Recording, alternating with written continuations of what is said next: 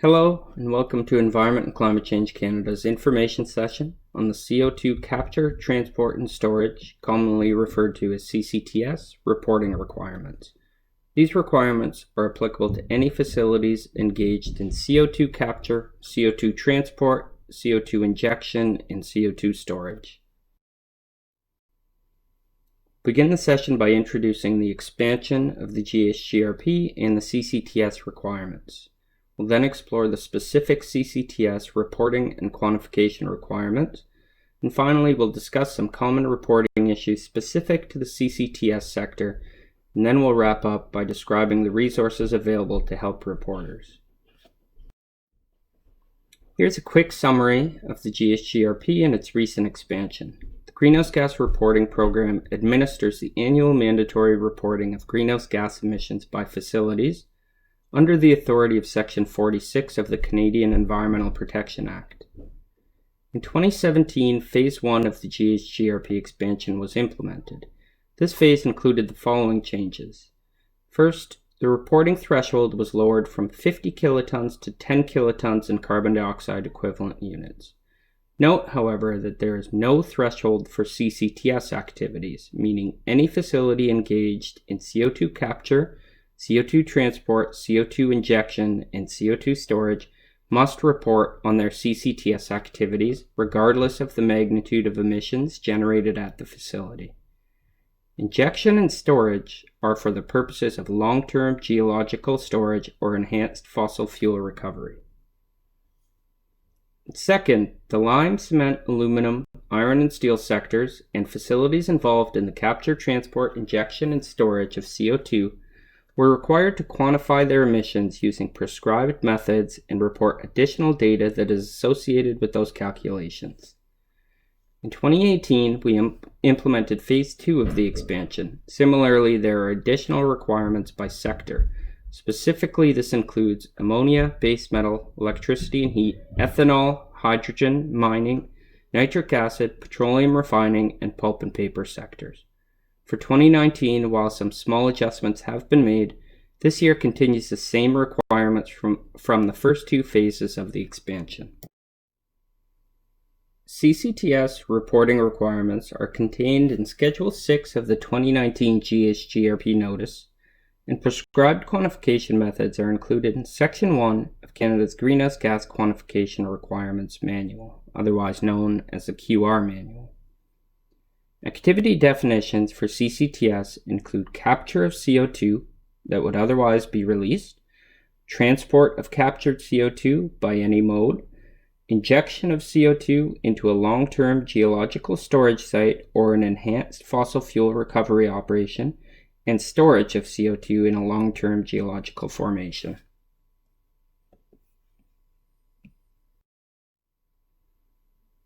With respect to reporting requirements, the annual carbon dioxide quantities, concentration, mass, and density, along with annual carbon dioxide leakage emissions, must be reported as well as the methods used. The methods used will determine which of the parameters are required. For CO2 captured, the quantity leaving the capture site must be reported.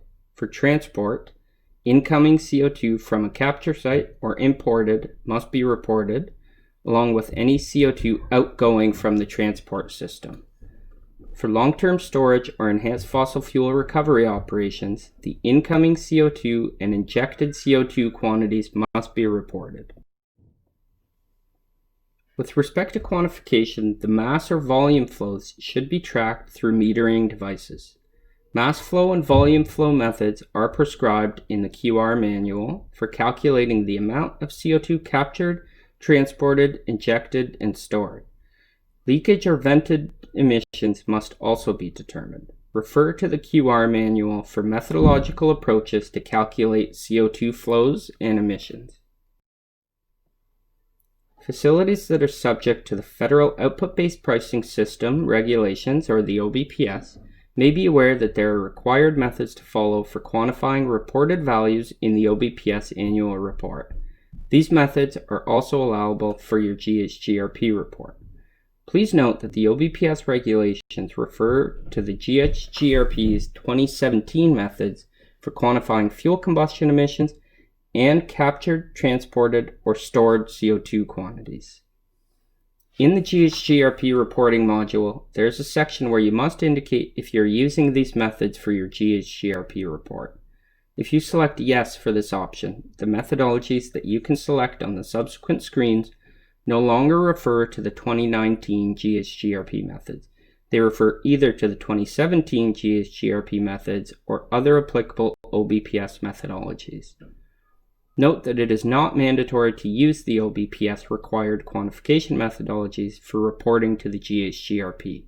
It is an option for those facilities subject to the OBPS regulations. Further, in the OBPS reporting system, there's a function provided that will generate an OBPS to GHGRP printout based on the emissions you're reporting in the annual OBPS report. This is not intended for facilities that are subject to expanded GHGRP requirements. In the GHGRP report, after reporting the detailed information for each applicable activity, there's a function that automatically populates the total emissions categories based on the previous emissions information provided. Therefore, there's no need to use the printout. With respect to CCTS reporting issues, we've found that there are a small number of facilities that were expected to report under this activity that have not yet done so. Keep in mind that CCTS reporting requirements are applicable to all facilities involved in the capture and transport, injection, and storage of CO2. Injection and storage only applies to enhanced oil recovery and long-term geologic storage operations. When a facility is involved with any of these activities, the specific CCTS reporting requirements must be adhered to. Please refer to Chapter 1 of Canada's Greenhouse Gas Quantification Requirements for methods on how to quantify CO2 quantities and fugitive emissions. To wrap up, this slide lists the resources available to help facilities in completing their GHGRP report. Our website listed here is the place to go, where you can find a link to the 2019 GHGRP notice, which describes the latest reporting requirements. Also included on our website is a link to the GHG quantification requirements, or the QR manual, which is mandatory for those subject to the expansion. You'll also find the technical guidance document on reporting greenhouse gas emissions. This helps to explain the notice and specific technical requirements. You'll also find a link to access the single window system and the following guidance on using the online system to submit your report.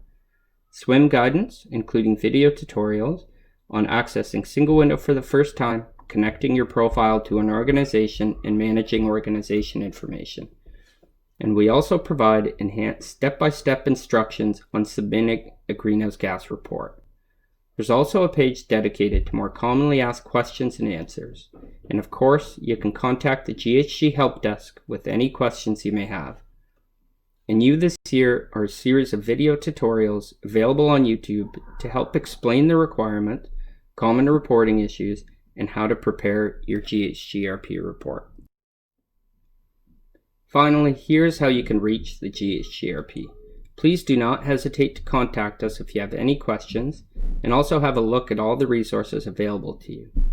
We encourage you to check out the additional recordings available, including information sessions on the general reporting requirements applicable to all facilities, and an overall look at the expanded reporting requirements. Please also review any of the relevant single window demonstration videos.